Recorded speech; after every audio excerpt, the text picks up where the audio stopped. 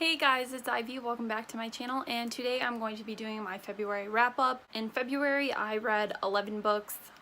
I don't know how. On top of that, I also read some more into It by Stephen King, which I think I'm in part 3 now. I am not at part 3. I'm in the second interlude of this gigantic book. It's taking me forever, but I read other stuff in between, obviously. I'm hoping to really have this one finished soon. It's an amazing book. I actually really love it. It is a lot to read all at once because it's so much information. There's so many different characters, and you go through like the background of all the characters when they're adults, all the characters when they're children, all the creepy shit that goes on, and I honestly love this book. Like, I think it's a lot of fun, but it is a lot to just sit down and read all at once. So that's why I take breaks. Also, I'm reading this along with other people. My grandma is one of those people, and she decided she wasn't going to wait for us, and she finished the book already, so she's not a very good book clubber, and I think the other two people are way behind me, so we all read at our own pace, I guess. I'll go ahead and talk about the book that I'm reading right now, which I'm almost done with, which is Winter Song by S.J. Jones. I have like less than 100 pages left, so when I'm done filming, I'm actually gonna finish this. This is a goblin-esque slash labyrinth, like loose retelling, and this is about Liesel. When she was a child, she used to dance and play with the Goblin King, and now she's older and he's looking for a bride. I really like this. Music is heavily influenced in this book. When I'm reading the scenes that have to do with music, I literally can hear the music in my head. That is how incredible the writer is. I'm not finished, but I will say that I'm probably going to rate this like a 4.5 out of 5 stars. Really love it though. I read Jane Eyre by Charlotte Bronte. I started this in January, and then I didn't finish it until the beginning of February. I gave this a 3.5 out of 5 stars. I really liked the beginning. The beginning was really strong. It was really dark with the child neglect and everything. As the book went on, Jane Eyre got a little bit older. The dark storyline stayed, but I felt like the beginning was a little bit more darker. This was one of the main classics that I wanted to get to this year. I should definitely thank Super Space Chick for having like her classic TBR read along, because without her I probably wouldn't have picked up this book. I'm really glad I did, and I did really enjoy it. I thought it was really good. I actually liked it more than I thought I was going to, so I'm really happy about that. I read my first manga, which is The Ancient Magus Bride. I absolutely adored this. I gave it like a 3.5. I would have given it more stars because I did really enjoy the story, but it being my first manga, it was a little hard for me to figure out how to read, which way to go. That kind of took away from the story a little bit, unfortunately, but I still really enjoyed it. It's really cute. It's a romance. There's fantasy, there's dragons, there's magic, and I highly recommend this. And I definitely want to pick up the rest of the volumes. I read Zenith by Sasha Alsberg and Lindsay Cummings. I gave this 4 out of 5 stars, and I'm not gonna say too much about it here because I do have a review for Zenith already up on my channel, and I will leave that link down below if you guys want to check it out. But I will say that I highly enjoyed Zenith, and I thought it was a lot of fun, and definitely go check out that review if you want to know more of my thoughts. Then I did a buddy read for Furthermore by Tahara Mafi. I had a lot of fun doing the buddy read. Did it with my friend Ashley, and this was my first Tahari book. I really liked it. It's very whimsical. I compared it to Alice in Wonderland a lot the whole time, but I think that was kind of the point. This is about this girl named Alice, and she is born in a magical land without color, and her father is missing. She goes on this adventure with this boy named Oliver, who actually happened to used to bully her, but he needs her help and she needs his help. An unlikely friendship starts to bloom. This was so whimsical, so much fun.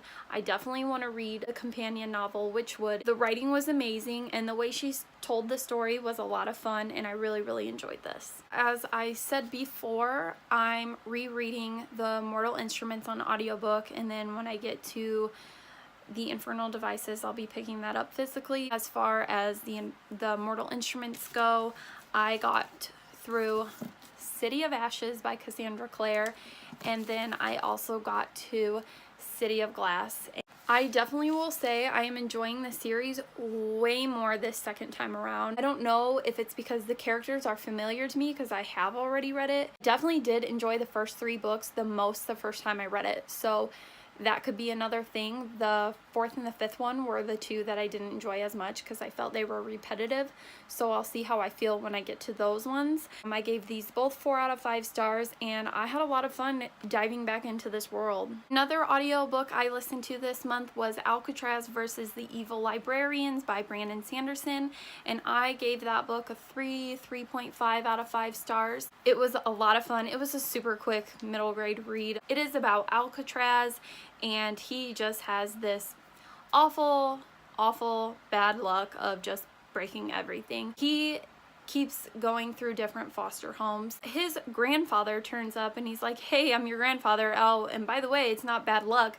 Breaking things is your talent. Before that happens, at the beginning of the novel, he gets this like sand from like his parents, and it was like his heirloom or something. Turns out the librarians steal it from him, so he's got to try to get it back with his grandfather. There's dinosaurs in it and magic and silliness, and it was a lot of fun. I read An Enchantment of Ravens by Margaret Rogerson. There's a lot of mixed reviews on it, and within good reason, because I will be honest, it was a good story. I did enjoy the writing style, but it was just so cheesy. It was like an okay cheesy. It was just predictable and cheesy, and you know, if you're looking for a romance, this is a book for you. I would definitely read more from this author. I didn't hate it. I gave it like a 2.753 stars or something. Mostly I just love this art by Charlie Bowater. The cover is beautiful, so I will keep this book. She's whisked away into the land of fairy, and she's a human, and they're in love instantly, and blah blah blah, but I did enjoy the writing style. It was an okay book. I really don't have anything like horrible to say about it, so I liked it.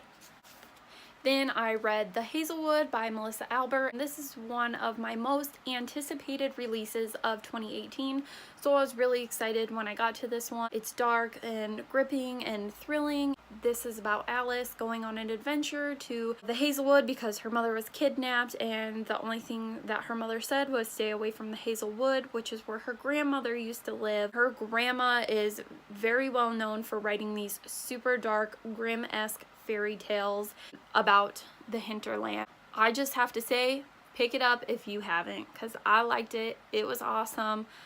Definitely want a companion novel from Melissa of all of the fairy tales that happen in the hinterland. Like, I would buy that ASAP.